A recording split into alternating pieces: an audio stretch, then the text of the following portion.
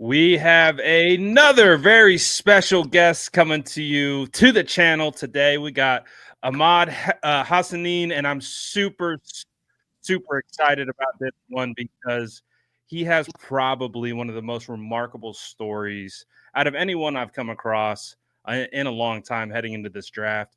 I think when it's all said and done, is going to be the first Egyptian player drafted into the NFL. Super cool situation, but the story is remarkable. We're going to get into it all. You guys already know what to do. Drop your SDS in the chat. Smash that like button. Let's get into it all right now.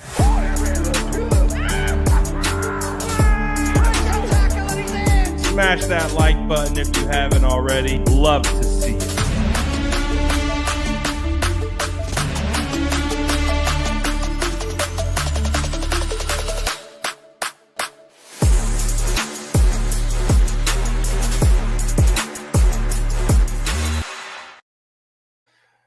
Ahmed, my guy, thank you so much. I appreciate that. Try to kind of set the tone a little bit, get the energy up. I know you're a big energy guy. How have you been, man? How has this process been for you, just from like a high level perspective? Man, first and foremost, I want to start and say, like, all glory and all praise to Jesus, man. He's the one that brought us here together, and without him, we won't be here and won't be saved. So, all glory to him. My process has been amazing, man. It's just what God has done into my life, and what to this point, what He brought me here. I'm anxious a little bit, just to see where I'm gonna end up and see where I end. I already put the work in, and the work's not done, but I'm excited to see where God has me, because I trust in Him. He brought me all the way from Egypt, without knowing anything, without knowing nothing, to become potentially the first Egyptian to ever get drafted. So it's a potential. It's an honor to me, and I'll never take that lightly. It's been good. I mean, I've been just working out. I did a lot the past 4 months. I did like the East West Triangle. I did the Combine. I did the Pro Day. So I put the work in, and I did my best, and we'll see where I'm gonna go from there. Yeah, man. And normally what I like to do is I kind of like to start at the beginning and like work our way up. This is gonna be the first time where I'm like, let's start this when you were 6 years old, because you had mentioned this and you had a great interview on the Rich Eisen podcast. And again, I just want to kind of bring people in, if they haven't seen it, just to learn about your story, because it's honestly remarkable. You grew up in the States until you were about 6 years old, and then you moved to Egypt until you're about 16. And within that process, you went from being English speaking to only Egyptian speaking. Yep. And just talk about that whole whirlwind and some of the things that you found yourself doing, because from my understanding, I don't think there's really a big push for American football over there, right? Yeah, no, there's none. My kind of, like, you kind of mentioned it, but my life story is kind of like unique a little bit, because I was, like you said, I was born here, lived in the States for 6 years, until I was 6. I left my older brother, Corey. He's my half brother. He stayed with his mom. I left with my dad to Egypt. My mom left when I was 3 years old. She went back to Egypt. So my dad had to take me back to Egypt, because he couldn't just raise me up by himself. So he just wanted to take me back. My whole family's from Egypt, so I wanted the whole family support from Egypt. When I left my older brother Corey. I left in 2008. Didn't know any Arabic. The only thing they spoke was Arabic over there, so I forgot all the English. And actually, it was a very, very big culture shock, because everything is just different. The food is different. The people, how they react with each other, is different. Everything was different. So I relearned everything in the Egyptian way, the culture way, the Arabic, and I forgot all the English. I couldn't speak a word of English. But I had kind of like idea of, like, I can understand you, but I can't speak it. Until 10 years later, I was going through a rough time in Egypt. Grew up like with a single parent, and I was just going through a rough time, just in the Egyptian way. And I wasn't the best human being, to be honest with you. I was getting in fights in school all the time. I wasn't the best, you know what I'm saying? I just didn't imagine myself to be a father one day and be that type of person, you know. So I had the American citizenship. So kind of sports, I'll go back. Kind of sports was kind of my outlet, right? I did every sports possible because sports was family to me, you know. It was culture. It was people pushing me to be better. I did everything. I did soccer, I did ping pong, I did basketball, I did judo, I did jiu-jitsu, I did CrossFit. I was ranked in CrossFit. I was like the top 10 on Africa, number one in Egypt in the CrossFit Games. Um, I even did break dancing and hip hop for, for 2 years. Let's go. Yeah. So I just felt like really sports was my thing. You know, I wanted to excel in every sports I do at. Like I did ping pong for like 2 years just because I loved ping pong. And my dad used to play ping pong. So yeah. Um, until 10 years go by. At that time, that was one of the roughest time that I was in Egypt at. And I told my dad, my cousin went to a military school in Georgia. It's called Riverside. And he turned out to have a routine to wake up at 6 a.m. to have like, and just have everything strict. And I'm like, I want this lifestyle. I love this. And I told to my dad, and I was like, you know what? I have the American citizenship. Why just send me to America? And I want to learn the military way. You know, I want to go to a military school and then have that lifestyle, you know? And he's like, okay. So we're literally getting ready to go. And we booked the airplane ticket and everything was ready to go. My brother, 10 years that we haven't talked, we haven't seen each other. Um, Corey, he was playing semi-pro football in Austria. And he came, he only spoke English. He couldn't speak Arabic. And 10 years, we haven't talked, we haven't seen each other. He kind of saw the situation that I was in. Mhm. And he suggested to my dad, and he told my dad, hey, send him to America with me. I'm a high school football coach and an English teacher. I'll teach him. And 1 month later, my dad was like, you know what? It's going to save me a ton of money. So I'm going to send him, I'm going to send him with you. At that time, I did not know anything about football or speak English or didn't know anything. I moved. At that time, I was like 190. I was like 6 foot. I was small. I was small, shredded. I'm still shredded, but I was small, and I was like just didn't know anything. You know, I was just a CrossFit body. Right. But I was athletic. I was always athletic. I mean, whatever you tell me to do, I would do at 100 speed per hour, like 100 miles per hour. And then they tried me as a wide receiver, couldn't catch the ball. They tried me as a linebacker. There was too much stuff going on. So they just put me in a D line and told me to go get the guy who has the ball. And I was like, all right, perfect. See ball, get ball. I can do that. Yeah. So I started doing that, started grabbing face mags, just throwing people, kicking people, like hip tossing them. Didn't know what the hell I was doing. Until like Mitch Olsen, my high school football coach, really taught me how to control the game and how to be good at it. You know, how to focus on it. You know, how the details of the game. I did not know anything. And I played only 2 years of high school football. My last year was canceled because of COVID, and I went to one of the lowest. I love Loera High School, but I went to one of the lowest divisions ever. I didn't have a D line coach in my high school. I didn't have anybody to go against in high school. I had to go against trash cans in my 2 years because there's nobody to go against me. How are you learning technique? How are you learning the position? Never even really understanding probably the whole sport of football, let alone the individual technique needed to play the position. Absolutely, my brother. You know, Awesome. at my first 2 years, didn't know, like, kind of had an idea, like, okay, just see ball, get ball.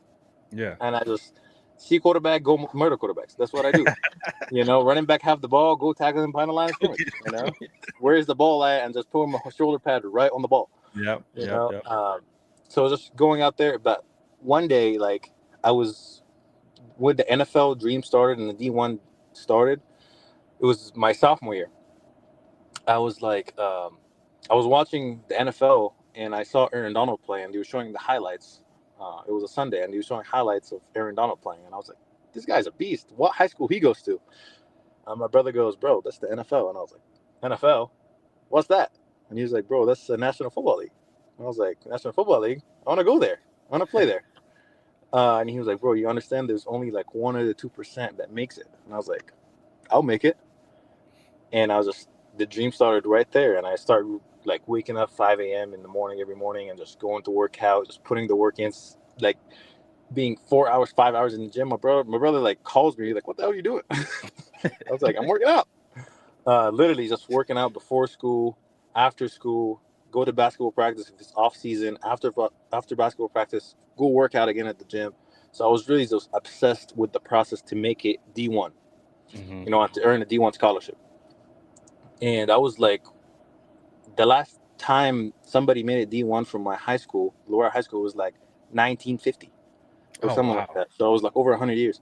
So I was like, I want to do that. Like, I want to become a D1 football player from my high school. And my brother started taking me to camps, and he was like, all right, you're not going to get seen from Loera. I have to take you to camps. And I was like, okay, Right. do it. So he started taking me to camps, and I literally was watching YouTube videos about how to pass rush and how to drop in coverage, how to do that. I was literally watching pass rush videos and Yeah. one-on-ones, and I was like, okay, if I'm at point A and the quarterback's point C, there's a B blocking me. And I really simplified the game. Right. And I was like, okay, so I just start dominating 5 stars, 4 stars, modern day people, Bosco, you name it. Just put me at the 5, 3, 2. I stand up. I would do whatever. Just teach me how to do it, and I'll do it. So the coaches were like, when I was going to the camps, I was literally doing 101 in the garage with a mask on because of COVID. Oh, man. Yeah, it was bad. That's And crazy. but I did my best, and people were like, the coach was there, was like, who the hell is this kid? And my brother was like, that's my brother. He's been only playing football for 2 years. We're trying to get a D1 offer, and he's trying to make it to the NFL. And the word is start getting out there, and I start getting known, and I start getting people texting me and getting offers rolling in. And this is why I believe such a small world to think about how far I have came. Like 150 million people in Egypt. I'm the first one to ever do it. To just have that connection to Spencer Danielson, my D-line coach, is my head coach now at Boise State University. Mm-hmm. He was the D-line coach back then. When he texted me, he was like, loved your film. And I got super excited that Boise State texted me. And I was like, hey, bro, check this out. Spencer Danielson texted me. That's the guy from Boise State. He was like, wait, Spencer Danielson. I played with that guy. That's my friend. You know, we played together in college at Azure Pacific. And the connection happened there. And I told Spencer Danielson that Corey's my brother. And he didn't believe me because my brother's like 5'7". I'm like 6'3". So he didn't really believe me. And he couldn't see me either because it was COVID. Right. I didn't have virtual meetings or any of that. And best decision I ever made to go to Boise State. It literally, really, really taught me everything about football, like the IQ of the game. The I literally went there not knowing a thing. They taught me from the first down to the fourth down situations, the what the team likes to do, the types of the fields, and the type of where every offense like to do in this part of the field. Is it low zone, red zone, logo, backed up, like all this little stuff that I have to know. What type of stance, what's my process of knowing, okay, get my eyes to the sideline, get the call, get the down and distance, see where's the running back is. And then after the running back, look at the tackle. Is he looking down? Is it like seeing where flow is going to go? Is it run? Is it pass? And literally just taught me my process. It gave me my process and also taught me to believe in God and to be a man, you know, and stand my ground, to be a competitor, to be a leader. I was a team captain for the past 2 years, voted by my teammates. That's awesome. And for a guy that just came from Egypt, man, that didn't know a thing, and to become a team captain, that was like the dream for me. That was a hit, like it hit me, literally, because it's voted by my teammates. So my Mm-hmm. team has seen me my work ethic and how hard I work, and voted me as my team captain. It was an honor, you know, and I worked my butt off, man. My junior year did the best I can do. It started my junior year. I played as a true freshman, started a few games as a sophomore, started all games as my junior, started all games as my senior year, and it's awesome, man. It's all in God's hands now. I mean, the work is for now is done until see where God is gonna take me. But man, I'm excited to see where I'm gonna go, and whoever picks me, I'll give them my best. You know, I'll die for that team because they believed in me. Like Spencer Danson believed in me, you know, and I was ready to die for that guy. Literally every game day, I look at him and I'd be like, Coach, I'm ready to die for you today. and Dude, I love because it, he man. believed in me, you know, Right. and believing in me, that's because nobody believed in me when I came to America. You know, everybody told Right. me that I'll come back in 2 weeks. Everybody told me back home that you're not gonna make it. Everybody told me that And even they tell me now, oh, you're undersized, you're that. And I was like, Yeah. you don't know what's here, though. You don't know what's my mentality. You don't know what's here and here, in my heart and mind. I'll put, show me how to do, and I'll do my best I can. Like, I'll work my tail off for you, just because you believe in me and you love me, and that's all I want. I don't want money. I don't want any of that. I mean, money will come. It's nice, but I want that to look at my brother in his eyes and be like, literally, that's all I wanted, and just have that desire, be like, man, I'll do this for you because I love you. That's why the reason I play football is one of the greatest feelings to ever have is just to make a play and my teammate to be happy for me. He didn't make the play. He was just happy for me because I made the play, because we accomplished something together, and that's all I want. Dude, just like Silence says, amazing story. He says you got the drive to be great. And I'm sure you've heard it too throughout your time playing football. When you get to a certain level where everyone's an athlete, everyone is their top physical form, Mm-hmm. you hear a lot of coaches say, well, when you get to a certain point, it becomes more mental than physical, right? Absolutely. Because everyone's the fastest, biggest, strongest you're going against. And it's how do you separate yourself mentally? And that's what I think I love about your story. I mean, obviously, you've gone through a lot of things. You do not have a clear path like most prospects who are entering the draft are. That's what's most remarkable about how you've gotten here is because you've taken the most backwards road imaginable. But what I'm hearing and what I continue to love about you as the person is that you have this determination in you that if you run into a roadblock, you're going to figure out how to get over that roadblock, go around it, or go straight through it. Absolutely. It's not something that where you see no as an option, and I think in the NFL, like that's where a lot of guys lose their passion for the game. They lose maybe even some of their talent because they lose their confidence. They lose that belief in themselves that it's up to me to get this done. And that's what I love hearing about your story. And it's just remarkable. Like again, you're when you give me goosebumps when you say it. You're like, I'll die for you out on that field. Like that's how much this means to me. That's how much you mean to me as my coach. And I get the sense, man, who whatever team drafts you, they're drafting a guy who is going to put not 100%, 150%, everything they have and beyond into not only becoming the best player for yourself, but just becoming the best addition to this a franchise possible. Absolutely. Does that It's, seem like that is a good but read on I who mean, you what you are? said there is just, I've been talking to you for 20 minutes, and the things you said to me, you don't know me, but you just, the sense you had for me, it means the world to me, because if you get to know me at a deeper level, that's who I am, you know. Um, my teammates know that's who I am, and it's like I love this so much, and I have so much passion for it that I'll do whatever it takes to get there, you know. I might not be the tallest guy, I might not be the fastest guy, but I promise you, I'll come after you every single play. Like it's football, it's weightlifting, it's in the weight room, it's in mental, it's it life, anything. I'm a high competitor. I love to compete. And I'm not afraid of competition. Never. Um, and man, it's just to see what like God has done into my life, and I just want to give him all the glory and all the praise at the end of the day, because he brought me here today, doing this interview and having this life, and I'm a guy from Egypt, man, that didn't know a thing, and God has given me so much blessing and so many opportunities, um, to just do the best I can, you know.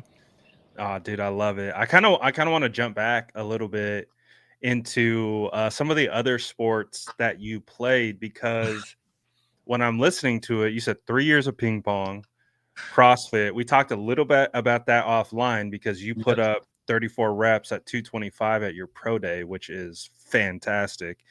And then I saw the jujitsu Yeah. and the judo. And I'm thinking, I played offensive line, so I'm familiar with the game within the game, Yep. right? We've talked a lot about you just learning football, like what's a Hmm. first down, what is third and long, like you're learning those elements of it, but knowing that you're playing on the defensive line, there's another game to be played. Oh yeah, How do absolutely. I set up that tackle? How am I setting up my pass rush moves to beat him on third down? And so, do you feel like there's maybe some hand-eye coordination and awareness that you learned from those other sports Absolutely. that you Absolutely. can use into playing defensive line? Absolutely. I mean, you're talking about jiu-jitsu, right? You're talking about like I like to do it in the off season just because I'm doing it smart too. I only wrestle with the coaches and I only wrestle with Mhm. black belts because they know that I don't really want to blue Right. guy to just twist my arm or just hurt a shoulder or hurt a leg. But you know that it's all inside, right? It's all who has the leverage. It's always where's your weight. Yeah. If the offensive lineman, you want the inside foot. Like Yep. you can't be light on the inside foot. Where's your shoulders turned? Where's it Mhm. in jiu-jitsu? Where are you turned to me, so I can take you down? It's me. Either I push you back, either I go through you, or go around you, or go inside of you. There's no other option. Yep. Um, the grabbing, the leverage, the knowing where the attack point at, like the inside number, right? Just give Mhm. you off that base foot of your inside foot. Um, just knowing and learning leverages and learning how to I use my advantage to your disadvantage, because you may be bigger than me, you may be taller than me, but I have leverage on you, and I have speed on you. And you may be taller and you may have longer arms, so I don't want to be engaging so much inside. I want to threaten you with power a little bit. I want to threaten you with speed a little bit. I want to give you power, power, power. And I only need one time to get through, and the Yep. quarterback is done. Hurt for the game. Bye. You know. Yeah. Sorry. I Uh, love it. so it's just stuff like that to learn, and to learn the leverage, and to learn the grabbing, right? And to learn, Mhm. I want your inside shoulder to be turned so I can grab it and get through it. You know what I'm saying? I don't want to. Right. Sometimes I can do my move and be like, oh, I'm just doing my move on air. No, this is what I learned, and this is what I'm growing to. And just using so many different like coordination. Also, it's a huge thing to change scenery. A big thing for me, I love changing scenery. I love doing different stuff. If you only do football, football, football, football, it's not that I love football. I die for football. But sometimes you want to do something fun, because this is my job. Football is my job Right. now. I want to do something off my job that's fun, which is learning a different sport, learning a different technique, learning a different something about something else, seeing what that thing can help me in my job. You know, uh, golf. I just trying to golf. Just trying to Okay. learn fishing. I haven't Yeah. still caught a fish, but still learning. Uh, it's just stuff like that, man. It's just like it's fun. It's fun also being outside of your environment, outside of your comfort zone. Just it shows you so much how much things are related to football, you know, Yeah. and just hanging out with teammates and hanging out with coaches and stuff you can relate to other people. It's huge, and I like doing that. I like changing sceneries. I don't like doing the same thing over and over and over and over again because I don't want to get tired of it. I want to always have that drive for it. So if you change sceneries and change things that you want to learn, it actually makes you more hungry and more drive to get back into football. Well, I think you mentioned it. You're a competitor, and so you can put that into literally everything you do, right? Because if you have a competitor's mindset, everything's a challenge. Everything is a hurdle to overcome. And so whether it's fishing, you want to get the bigger fish than the guy you're going with. In basketball, you want to hit these personal goals where I want to score this many points or get this many boards or this guy's not going to score on me, right? And all of that just comes back to being, I think, what we're talking about, just being a well-rounded athlete, right? At the end of the day. And so it sounds like to me that you definitely understand the technical aspect of playing defensive line. I mean, you can't go and become fourth in Boise State history with 24 career sacks without knowing those things and without mastering those. And although there's a mastery to it, we also understand that in football, there's always going to be growth. There's always going to be an element of taking it to the next level. And I just really think that it's crazy what you've been able to do, considering that you were basically just scratching the surface of your potential. And that's the crazy part to me, is that like you made a post on Instagram, I think a day or two ago, and you said something along the lines of "please keep counting me out." To me, comes across as a competitor, a guy who's like, hey, I don't need any external motivation, but if you're going to give it to me, I will absolutely use it as fuel. Do you believe that your best football is actually in front of you? Absolutely.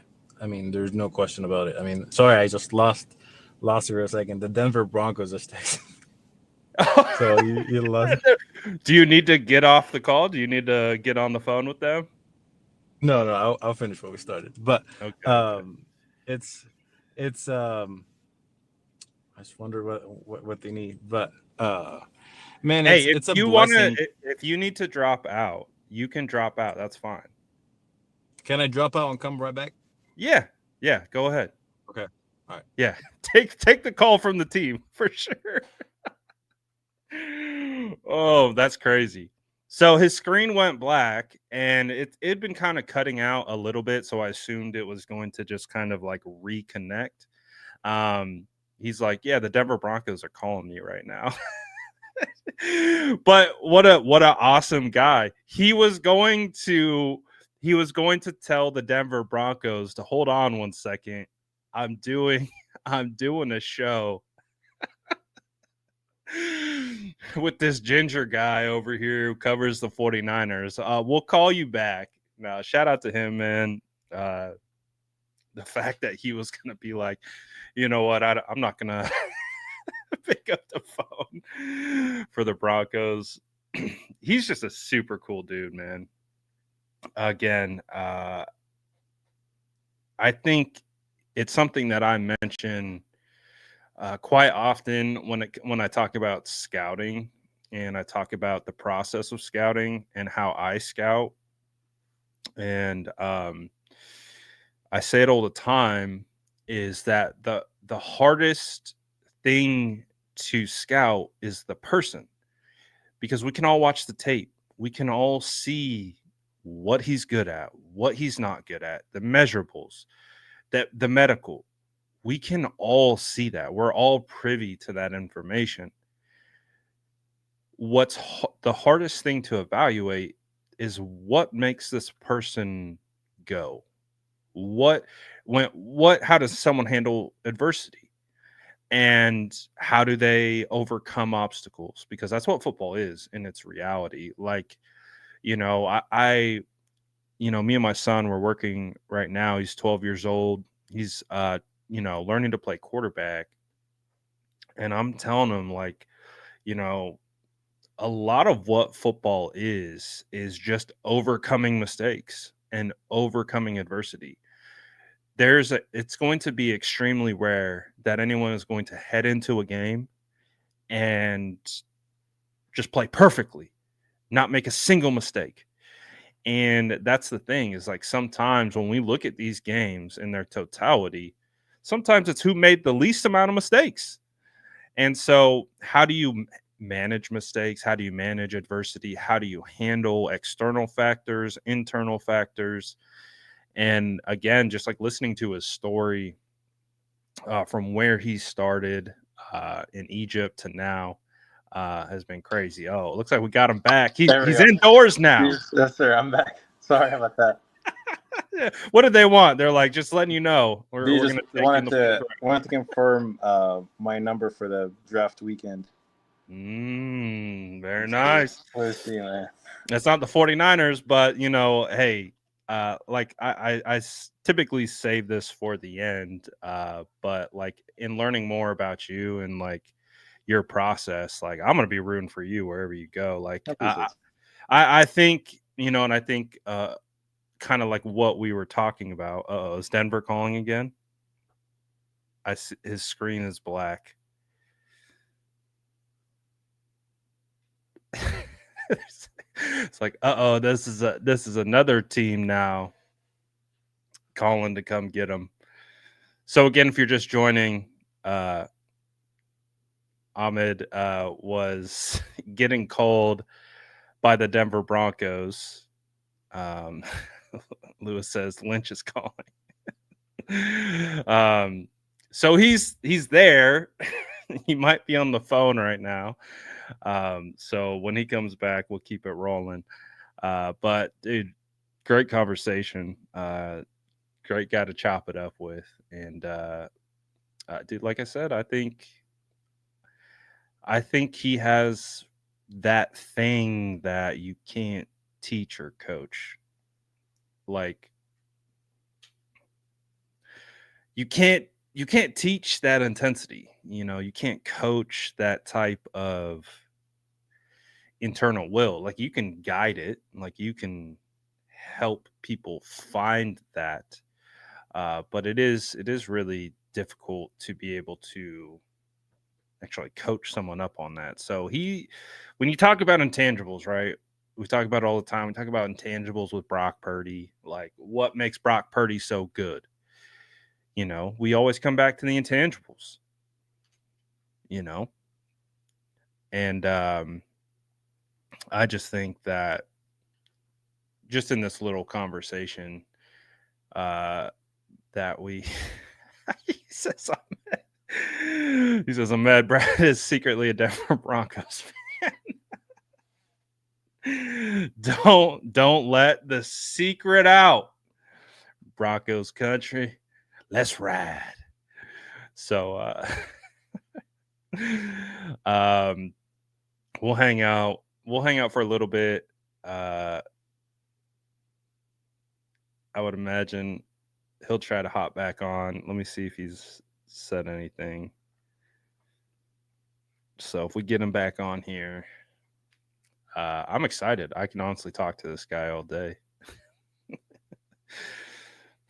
But again, just like I was saying, before he had to take his call from the Denver Broncos, you don't get 24 sacks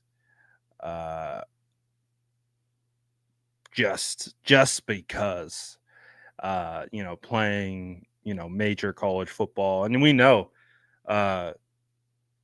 Boise had a crazy year last year. They lost 2 games. One game was week 2 to Oregon, 37-34. He had 1 sack in that game. He had 5 total tackles. And then the only other game they lost after that was against Penn State in the bowl game, which was the playoff quarterfinal, the Fiesta Bowl, where they lost 31-14. So, like, this guy has been. I'm sorry. Did they call you back? Yeah. So we got 2 calls from Denver. Yes, sir. While on the show. Okay. Yes, sir. All right.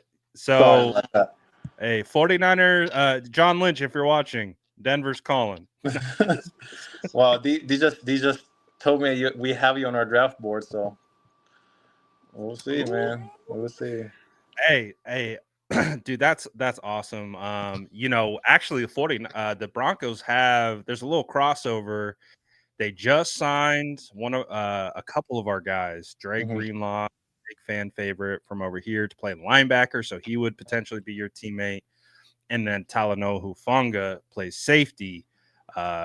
We drafted both of them. They signed with Denver. So, hey, I'm saying if you go to Denver, it sounds like a great place. They take care of our 49er players who sign with them, so you'll be in good hands. But you want to kind of try to hop back in? Yes, sir. Yes, sir. To where we were kind of chopping it up at? Yes, sir. awesome. So Sorry about that, man. I just had to take that. No, you're good. That's the thing. I was telling him, I was like, it's crazy that he was willing to brush off the Denver Broncos to finish up our Well, conversation. I was just like, I was thinking about like my future or like we'll see. No, I was like, do not put me over the Denver Broncos. I appreciate the respect. I really do. But I was like, you do take that call. Yeah. So that's kind of cool. That's a first for sure Listen. on the channel. But let's kind of hop back into it. I think I was just talking about, I think you were fourth in team history with 24 sacks. And when you really look at it, that production really hit in, I think, your junior season where you exploded with 12 and a half sacks. Was there something that clicked for you that season, or was it just opportunity? It was opportunity for sure, and also something that clicked for me. It's that I did not know, like going into finishing my sophomore year, and name the team Spencer Danielson and Jabril Frazier named me as a true starter going into the season. So there was a lot of nerves going on. There was a lot of like, oh, I got to do this, I got to do that, other than just going out there and playing free. And then as soon as I started playing free and I start playing like the way I should and start dominating, start rolling in together and being consistent in what I do. Like 1 sack a game for 12 games, that's 12 sacks right there. So I set a goal for myself that I'll be like, I don't want to, like, obviously I want to have a lot of sacks, but like at least one a game, at least. Right. Some games I get 2, some games I get 1.5, some games I get 3, and some games I just get 1. And I wanted to hit that consistency of like, okay, like I'm gonna attack and see what's the study plan and what's the offensive lineman trying to do and what they're expecting from me, and I'm gonna changing it on him every time. So this is why I was able to have a successful season. And then this wasn't enough for me because I wanted to prove myself again the second year, and I was like, okay, I want to go back to back 10 plus sacks, so I can show them what can I do. And I ended up getting 9.5 sacks my second year with all that attention that I got from the opposite teams coming off the 12 and a half sacks. People definitely knew who I was. So Jaden Version, my other side, we named that position a stud. He got 10 sacks, and it was awesome. Just because me and him were eating in the backfield, and it was awesome to just see. Were they constantly sliding protection to your side? So you're getting chips. Sliding protection, putting a chipper right there, running back release out of backfield, a chip right there. They bring a tight end in just to help the offensive lineman block me. So yeah, it was tough, but we had a successful year, and it was a blessing. It was a great year too. I'm sure it was frustrating to get all that extra attention, but I mean that gives you a little bit of a glimpse of like what it's like. You mentioned Aaron Donald earlier. Obviously, playing in the Rams, we saw Aaron Donald twice a year. So there's times where our whole game plan is around stopping Aaron Donald, and if that means taking 3 players and just trying to stop Aaron Donald, that's what it came down to. So it's a compliment that it is. They're throwing that much. Yeah. No, it is a privilege just to be able to have the respect from the head coaches from all these, some of the teams came out in the press conference and be like, yeah, our attention was on the 91. We wanted to stop 91 from getting to the quarterback, because the way I kind of hit quarterbacks is just kind of like, it's a big guy, 270, he's just kind of laying on your quarterback, which is 210, and I love contact. I love that type of contact, so I was just going at it, like just spearing it, just like I've seen some of the hits. I'm like, oh my goodness, So I love doing that, and their big thing was just either get rid of the ball fast because he's coming, or double team him. Yeah, absolutely. Makes a lot of sense. Go ahead. So it was on it. I loved just competing and dealing with these double teams, and it was awesome. So it's an honor. Yeah, you gotta split those double teams, man. You got to. Silence says, hardest worker in the room, you or Ashton Genty? Me. Ooh. I love Ashton. But the competitor side is not gonna let that slide. You know what I'm saying? No, 100%. Me and him in the room though, it's on. Oh, I bet because he's a beast too. Obviously, Oh, yeah. We saw what kind of season he had, and then you get two competitors in a room together, saying best on best. That's really what brings out the best, I think, in a lot of players is when you do have someone like, obviously he was on offense, he didn't play O-line, he was a running back, but you had to go against him in practice, right? It was tough. I mean, I love Ashton, but he didn't, because he's so physical too, and so like mobile that it's like that you don't you don't see what he's gonna do, you know. But obviously we don't go against each other. I can't tackle him. Right. You can thud, right? Yeah. So it was like we call that rap tempo. Yeah. But we can't take him to the ground. But also he's very elusive on the backfield. Just give him a hole and he's out of there. You know, so everybody had to really play their gap and and just focus on what they're trying to do. Yeah, man. So it was great to see his season. It was great to see the season that you were having. Peter B says, two great dudes. Let's go, Ahmed. So shout out to Peter. And then I think Silent threw another one. He said, antithesis of today's NIL players, culture changer. So I think what he's saying here is you're kind of, I guess, what we're calling a throwback these days. Guys who want to come in and make an impact for the right reasons. Would you say that that's how you attack football? Is like you mentioned it earlier. You're like the money will come. Football has never been an individual sports, and it's never been about money. You know, if you're chasing money and playing football, you're in it for the wrong reasons. Right. You know, it's always been about the team. It's always about learning, developing as a man, developing as a player, seeing things where you get better at, and also showing your flaw, showing you what you're not good at. You know, at today's age, is like if you give a kid 200,000, 300,000, and you don't tell him what's wrong or what's going on with him, and another team offering him like 500,000, you're like, okay, I'm gonna go for that team. You know, they don't see the value, they don't see the flaws, they don't see what I do, they don't know that I'm late to meetings all the time, they don't know that I don't work as hard as I can be, they don't see that somebody has to wake my butt up in the morning just to go to meetings and stuff like that.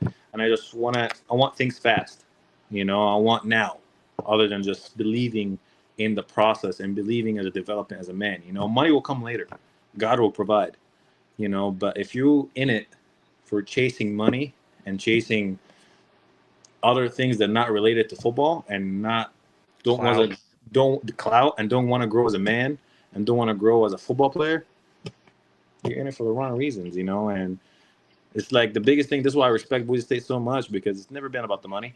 It's never been about what kind of logo I'm going to be branded by or presented by or NIL or have this type of car or have this type of money. It's never been about that. It's always been about brotherhood and team, and I got your back and you got mine, and I'm going to die for you and you're going to die for me. And this is how much love we have for each other. It's never been about, oh, I'm going to make this amount of money here, so I'm going to go here instead. That's wrong. You're never going to develop as a man. You're never going to be a captain. You're never going to be anything.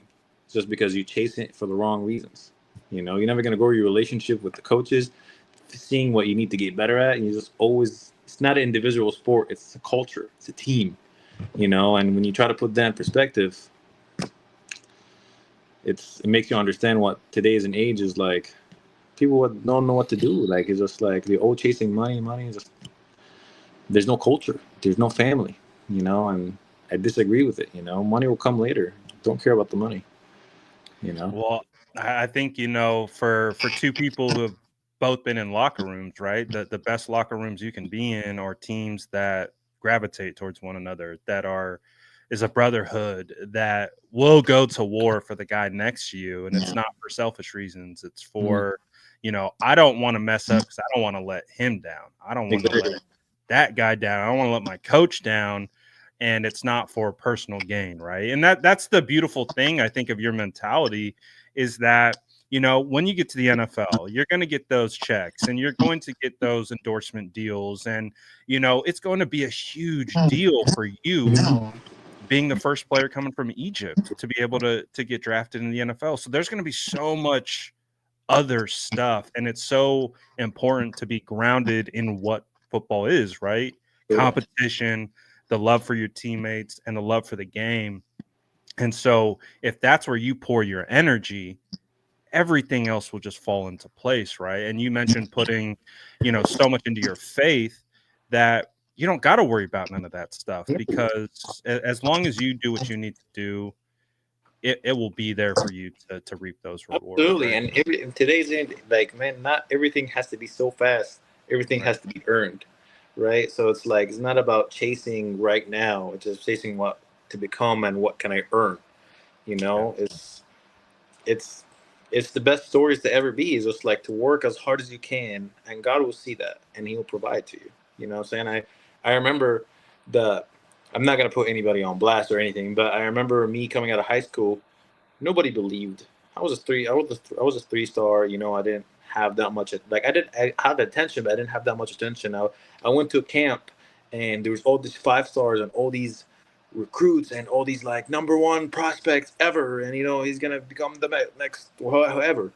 Right. And in my mentality, in my deep down, that I'm better than this guy, and I can outwork this guy, and I can outwork everybody of them, you know. And just my mentality is just like, look where he's at now, and look where I'm at now, you know. Just because I put my mind into something and did not chase the wrong things, I chased hard working, I chased earning everything. Nothing. I don't. If you're gonna give me something and I didn't earn it, I don't want it.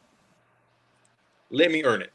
You know what I'm saying? This is also a big thing in Egypt for me. Is in my culture is everything has to be earned. You know, nobody's just gonna come and hand you a check and be like because you did that. You know, no, I have to earn it. I have to work for you. I have to do this stuff for you. You know, and this is my biggest mentality, and this is what Boise State taught me is everything literally has to be earned. I'm not gonna. I deserve this because my name is that, or I did that in this. What about now and today? What did you do now and today to earn what you're asking for? You know what I'm saying?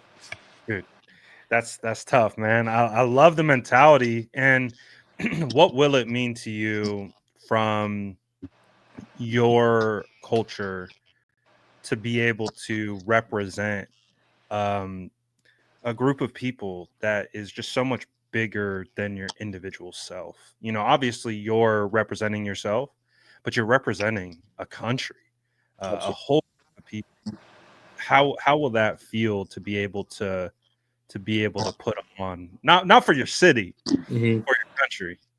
Man, it will mean the world to me. You know, it'll mean literally the world to me because I'm a guy that absolutely worked his butt off to get to this point, you know, and literally had to earn everything.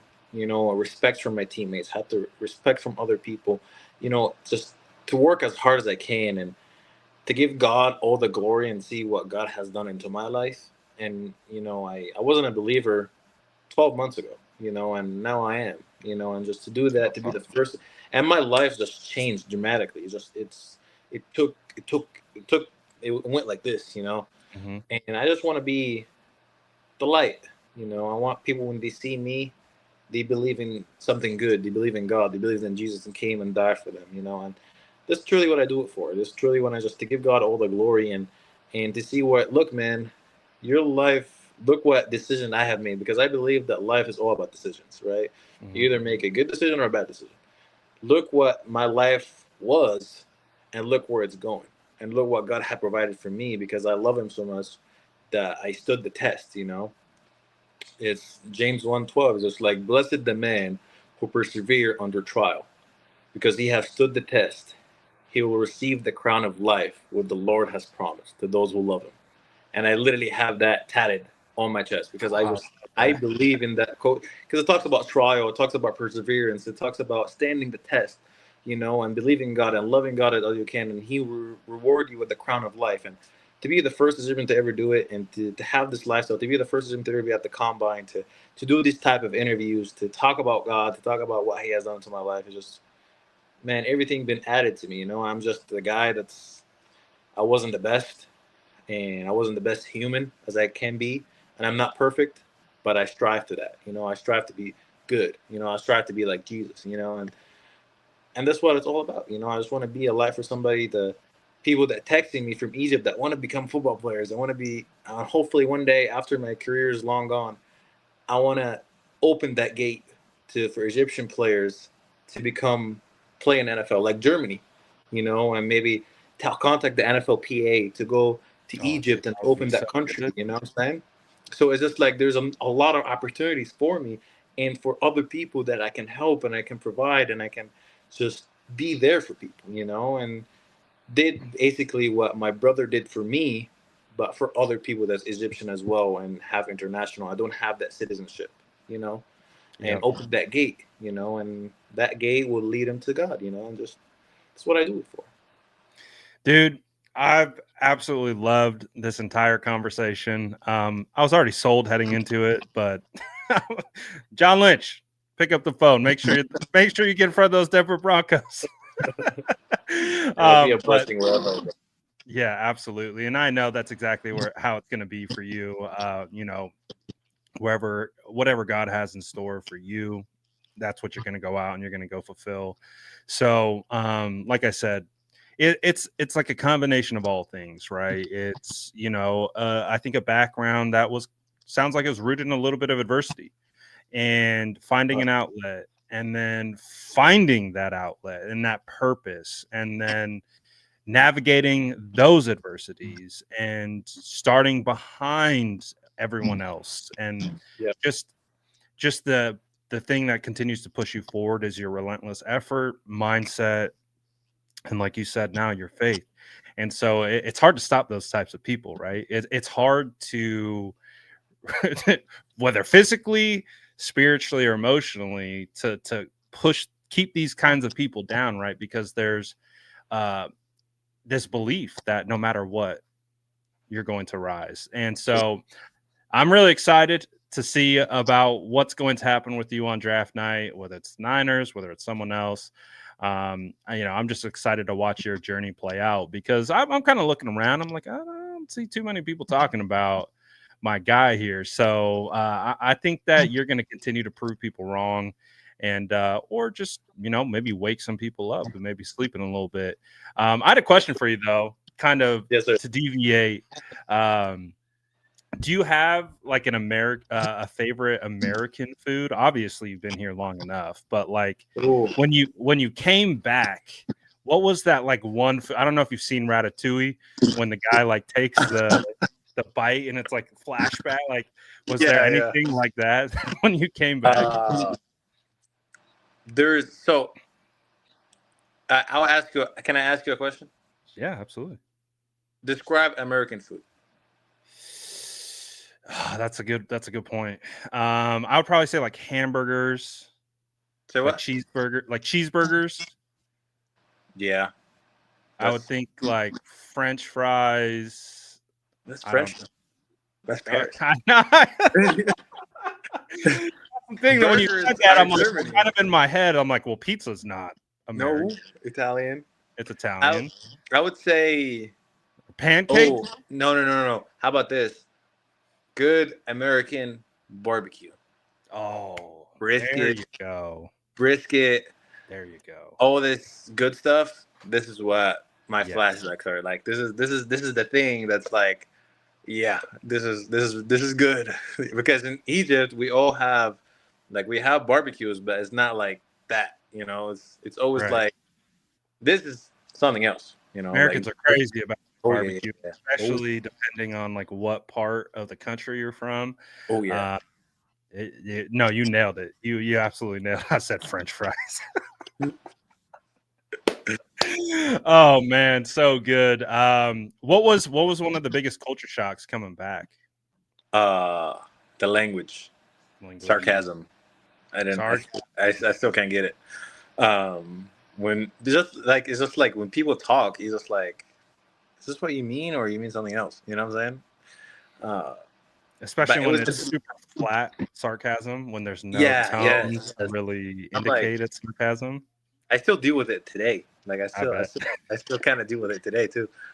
But no, I think the biggest thing for me was I couldn't really talk. Like I can understand what you're saying to me, but I can't express how I'm feeling or express to you in a tone that's like, oh, this has made me upset. This made me happy.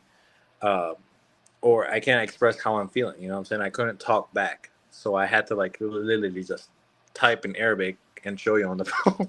my brother was really smart. Corey was really smart. It was like, I give you an example, and I was like, I did not know how to say microwave, right? And I was like, I literally talked like this. I was like, what's that thing that you put the food in and hot? You know, and Morello was like, oh, microwave. And I'm like, that one. So literally just that, this is like an example. And this is literally how I talked. Right. So man, I just had to take a lot of extra courses just to learn. But it was awesome. Also, you know what the culture shock is? A little bit is going to so many different people and learning how they talk. You know what I'm saying? It's kind of weird. It's like if you don't think about it when you're speaking English, but for a foreign guy that's had to learn English, if you go to this part of the city, like the South, or people that's like really, really American, and how they talk, it's like your language is different. Like it's like you talk weird, but you make sense. No, 100%. Because like You know yeah, we're from the Bay Area out here in California. We get pegged as laid back. Yeah. Like having that kind of vibe to it. But the Bay talks different than LA. Exactly. And then you have New York. You got that crazy New York accent. And how like, the slang they use. So it's and then different, you go different times. Yeah, you go to the South and you got the twang and Yep. the y'alls and y'alls and the really, really like country accent. I'm like, yeah. This is cool. Like here from Idaho, it's big. So I'm like, oh, that makes sense. This is I think this is the biggest culture shock, is just like learning how people talk in the different, same English but different talk.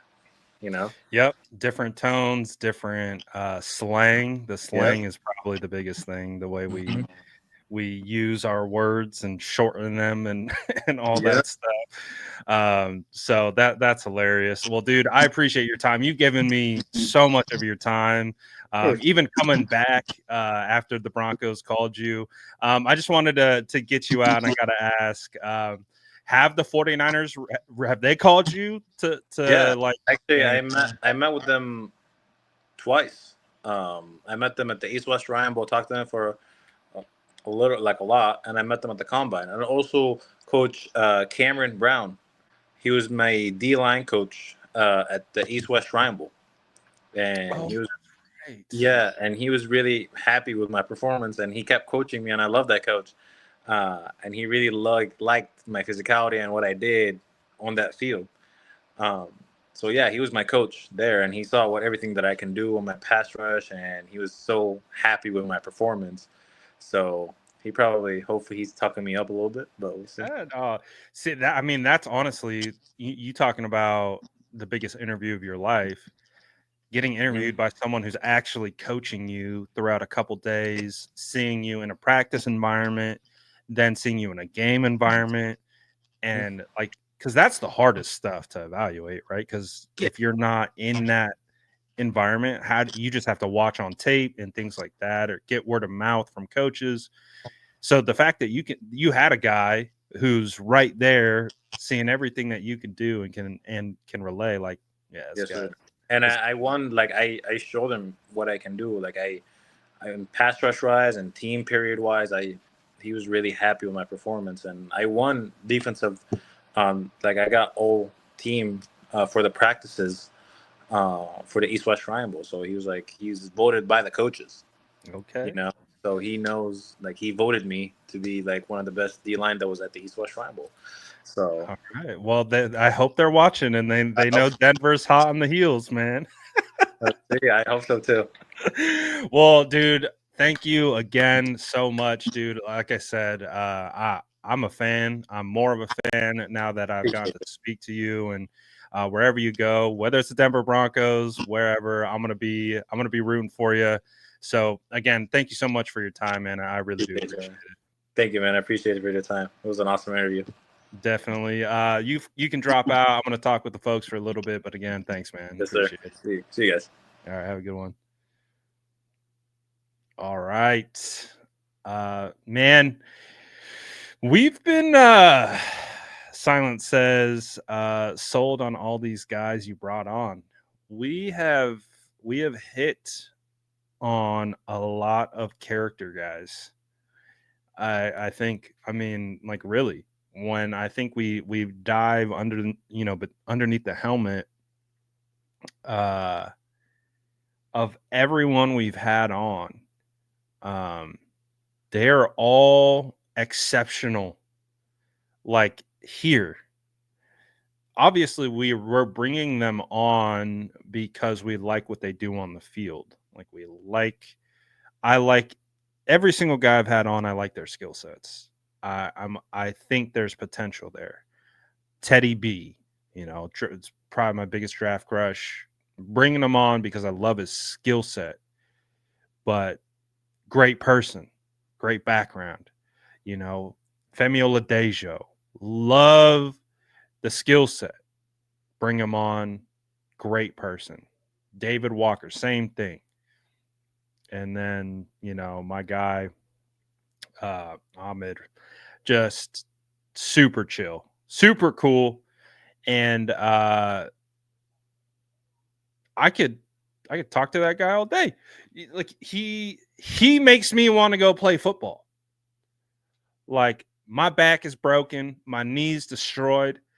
The glory days of playing football are over, but talking to him, I'm like, all right, I'm trying to go play right now.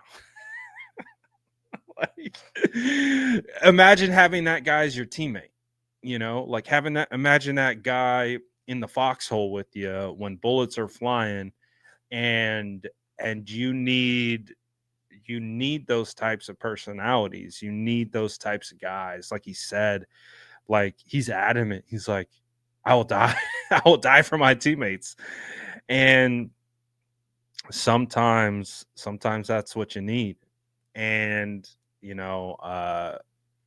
I'm excited about him. I don't know how the NFL views him. I don't know where they have him slotted. I've seen 7th round. I've seen like 6th round, ceiling of like 5th round. I think he's going to get knocked for his lack of experience. And of course, like he said, his size, but he's not even that small. He's still like 6'2", 6'3",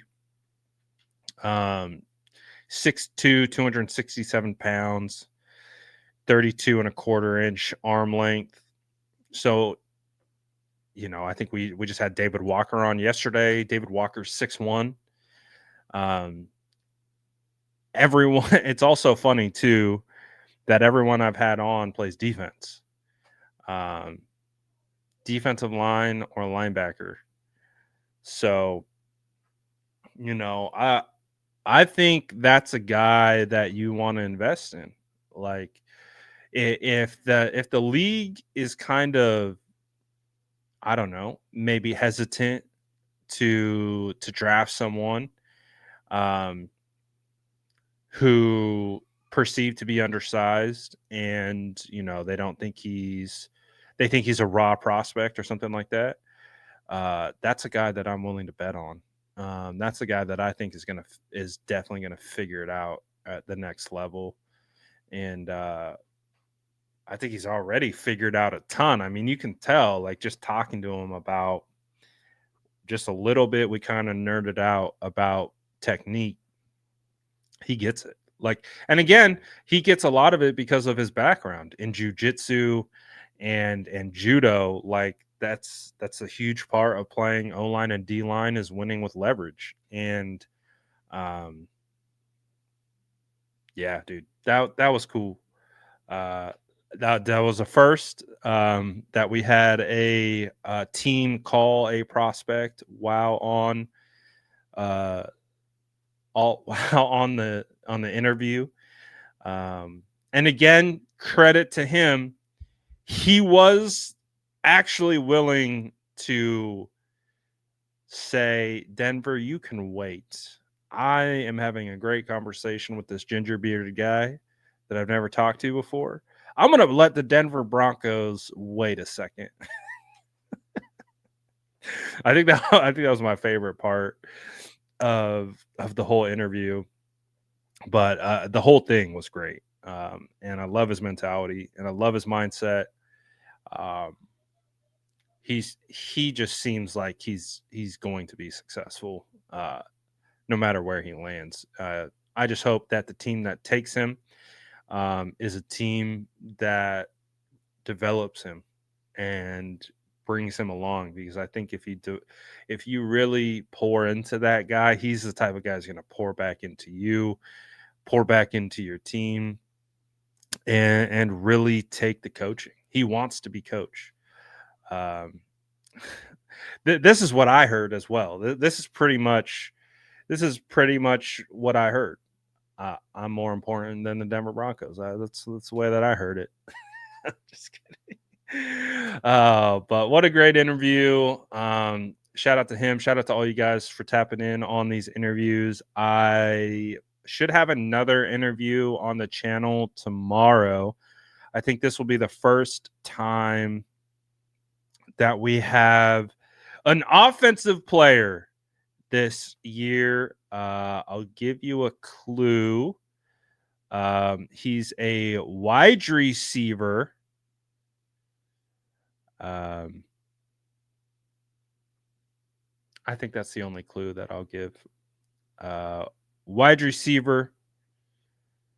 And yeah.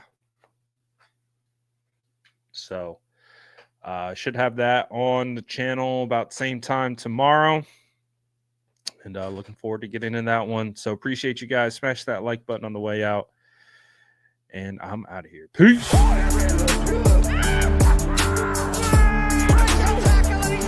Smash that like button if you haven't already. Love to see